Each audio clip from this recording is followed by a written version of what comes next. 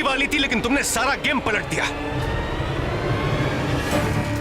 नाग वादा करके कभी धोखा नहीं देते, लेकिन तुमने ये सिद्ध कर दिया कि गरुड़ों पर कभी भरोसा नहीं किया जा सकता। तुम जानते भी हो उस पर क्या है? जो भी हो, भैरवी और रुद्र को पकड़ के तीसरी किताब ले लेनी चाहिए थी हमें।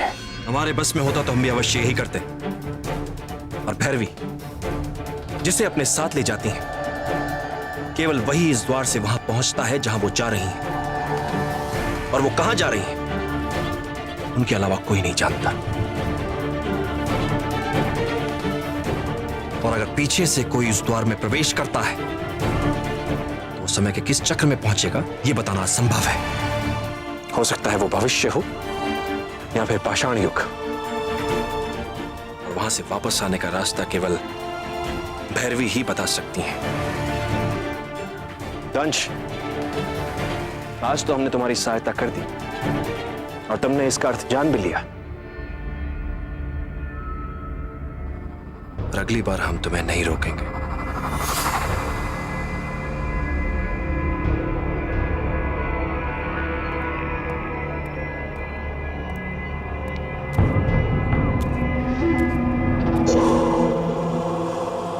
सूर्य सब पर अपना प्रकाश एक समान डालता है, लेकिन सबके पास वैसी दूरदर्शिता नहीं होती। न ही हर विद्यार्थी तुम्हारी तरह विद्वान होता है। आप महागुरु हैं, अमर हैं, ज्ञान से जुड़ा दीर्घ अनुभव है आपके पास।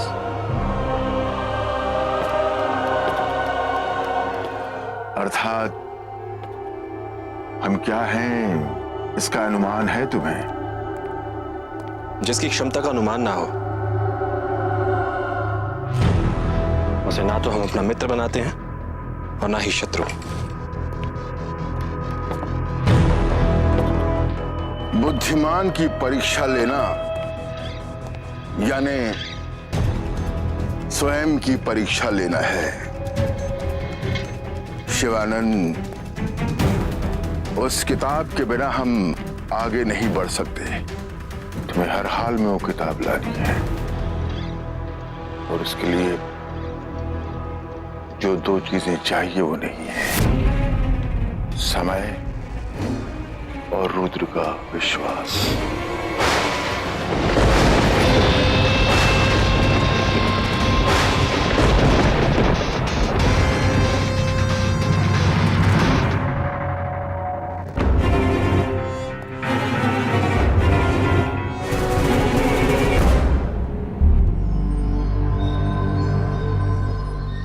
तीसरी किताब मिल गई है, बताइए आगे क्या करना है?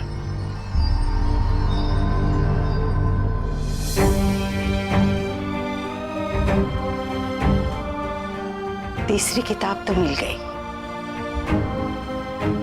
पर तेरे चेहरे पर सफलता नहीं, निराशा दिख रही है। कैसी सफलता? किस जीत की बात कर रही हैं आप? यह तो दुर्भाग्य है।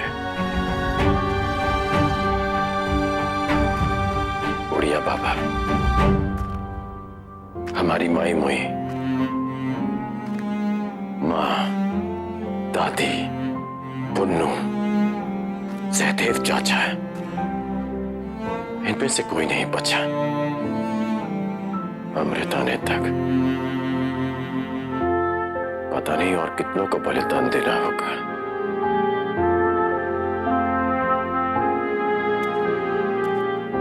महाकुंभ केवल कुछ लोगों का नहीं, पूरी सृष्टि का जीवन दाता है।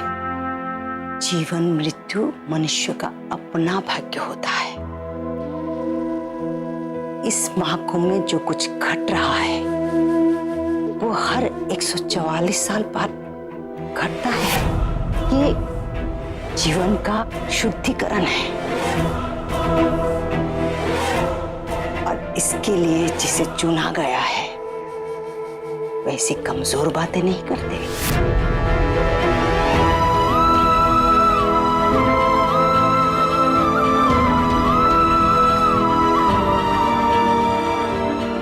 अमृत की रक्षा यानी मानवीय संवेदना की रक्षा।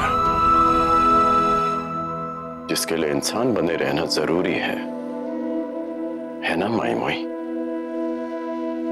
कैसे रक्षक हैं हम? किसकी रक्षा कर रहे हैं?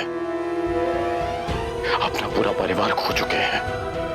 हमारे खुद के बाबा नागों के साथ हो गए। क्या इसका असर नहीं होगा हम पर? कैसे भावना शून्य हो जाए हम?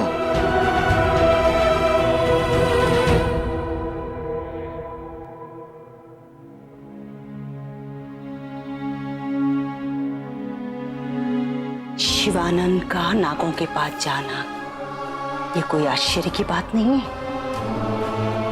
ये तो इस महाकुंभ की योजना है।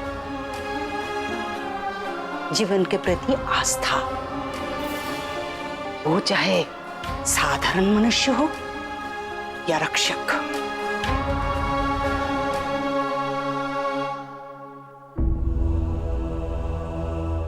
इसलिए बचुआ, जैसा दिखता है वैसा होता नहीं, पर हमें मैदान पे डटे रहना होगा,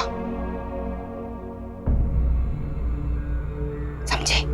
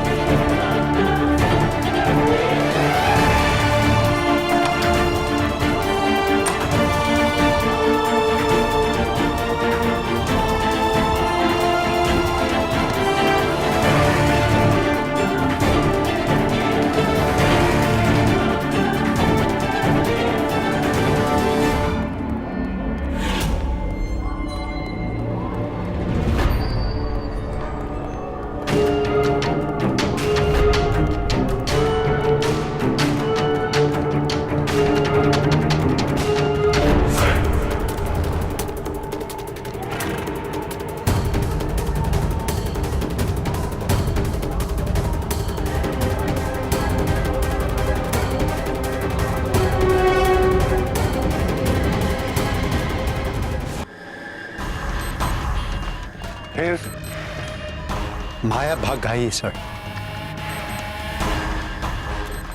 और दरवेश के पास ताबूत की पोटली खाली भरी हुई थी। इसलिए मैं इमीडिएटली आपको इन्फॉर्म करना आया।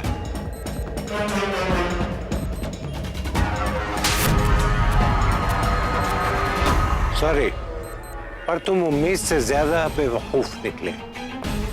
माया को पकड़ नहीं पाए तो कम से कम उसे मार डालते। वो भी तुमसे नहीं हो पाया। आज वो मर है जाती सर, और पता नहीं कहाँ से अचानक करूँ लगाए वहाँ, और वो उनके साथ चली गई। देवेश अब तक माया को हमारी असलियत पता चुका होगा, और माया गरुड़ों को।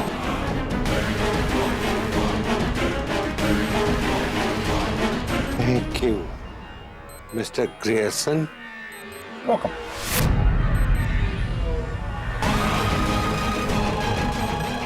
वक्त आ गया है कि हम दुनिया को अपना असली चेहरा दिखाएं।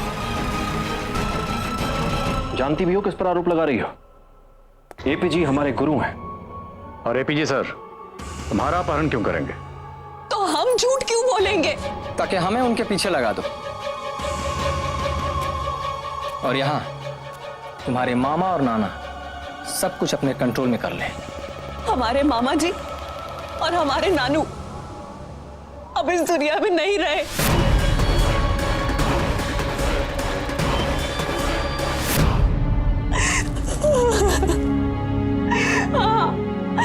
हमारे नानू और हमारे मामा जी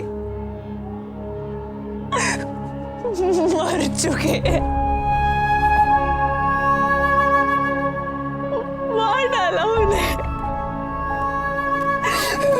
अच्छा माया, तुम्हें कैसे पता?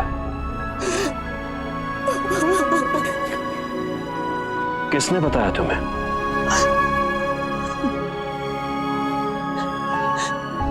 हमारे नानू को ग्रेसर ने हमारे सामने मार डाला।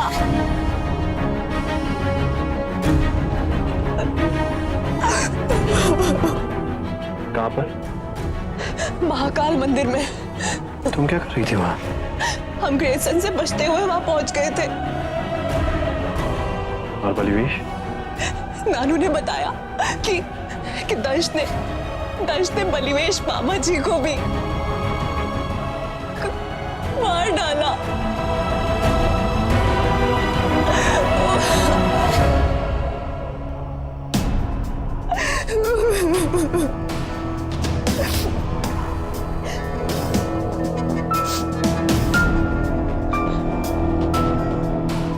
जरा सोचिए, एपीजी सर ने आपको क्यों नहीं बताया कि हमारा किडनैप हुआ है? क्योंकि एपीजी सर के कहने पर ग्रेसर ने हमें किडनैप किया, और जब हमने वहां से भागने की कोशिश की तो हमारा पीछा करते करते ग्रेसर यहां तक आ पहुंचा। अगर आप लोग नहीं होते ना तो ग्रेसन तुम्हें भी मार डालता।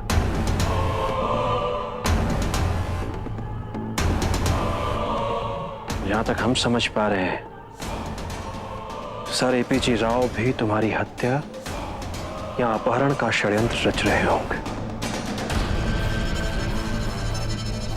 नानू? तिवारी जी,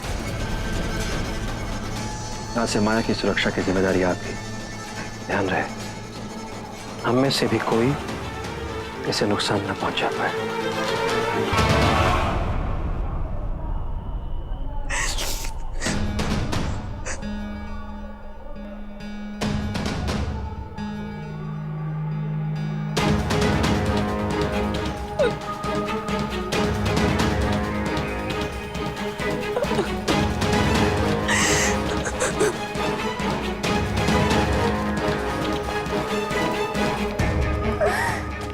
ना दिख रहा, डरना नहीं, हम लोग बगल में ही है। कोई नरक का कीड़ा तुझे छू भी नहीं पाएगा। शांति रख।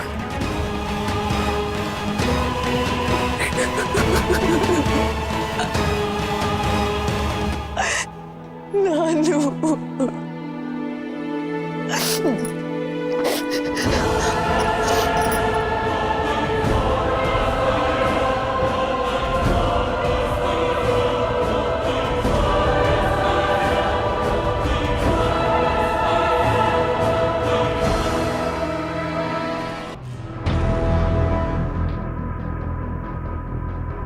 वो आ रहा है। शिवानंद बाकी करोड़ों के साथ आ रहा है। रुद्र, तुझे रोकना होगा उसे। मुझे तीसरी किताब जागृत करने की प्रक्रिया शुरू करनी होगी। समय बहुत कम है, बस आज ही के दिन है। आज माघ तिथि है, इसके 12 दिन बाद महाशिवरात्रि है। रुद्र, हमें हर हाल में अमृत का रहस्य पता करना होगा, आज ही। आप ऐसा क्यों कह रही हैं? क्योंकि मैं जानती हूँ हर 144 साल बाद करोड़ों का लक्ष्य अमृत ही होता है, और रास्ते में आने वाली बाधाएं नहीं होती हैं, और उस तक पहुंचने का तरीका भी। इस बार उनकी कैसी प्रक्रिया है? वो तो समय ही बताएगा, पर वो समय तब मिलेगा जब तू बाकी गरुड़ों को रोक के रखेगा। इस समय बाकी गरुड़ शिवानंद के वश में हैं, भटके हुए हैं। रुद्र, तुझे कैसे भी करके शिवानंद को अपने काबू में करना होगा। हमसे नहीं होगा। वो हमारे बाबा हैं और हर परिस्थिति में हमारे बाबा ही रहेंगे। हम उनसे कैसे लड़ सकते हैं? बछुआ, भावुक मत बन। आज तुझे लड़ाई लड़नी होगी अपनी शक्ति से। ये मत सोच कि तेरे सामने तेरे पिता हैं। बस ये सोच, तू लड़ाई लड़ रहा है बुराई के विरुद्ध, चाहे सामने कोई भी हो। यही तेरी नियति है। अपनी भावनाओं पे हावी होकर आज तुझे संपूर्ण रक्षक बनना होगा। आज अगर तूने हार मान ली तो हमारे हाथ से ये समय निकल जाएगा। पूरी सृष्टि संकट में पड़ जाएगी। अगर हमने अपनी भावनाओं पर काबू कर भी लिया, तब भी जिसने हमें जन्म दिया है, हम उन पर हाथ नहीं उठा सकते।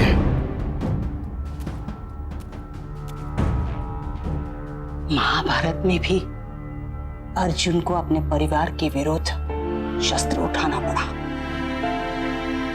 कृष्ण जी ने यही ज्ञान दिया कि ये धर्म युद्ध है। या तो धर्म के साथ हो या उसके विरुद्ध। अब निर्णय तुम्हारा है। हर किसी की एक नियति होती है। तू भी वही करेगा जो तेरी नियति है। आज तुझे निर्णय लेना होगा बछुआ। तू सोच, तब तक मैं अंतिम प्रयास करूंगी।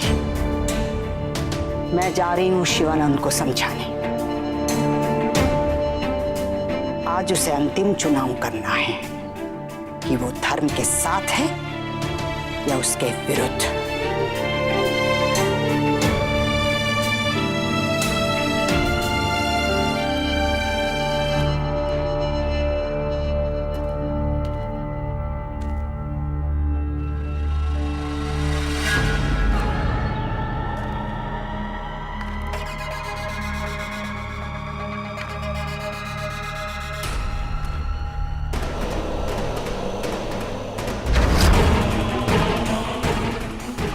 हमें तीसरी किताब किसी भी हाल में चाहिए।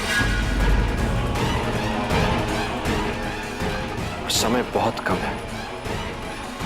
हम सब मिलकर शिवानंद,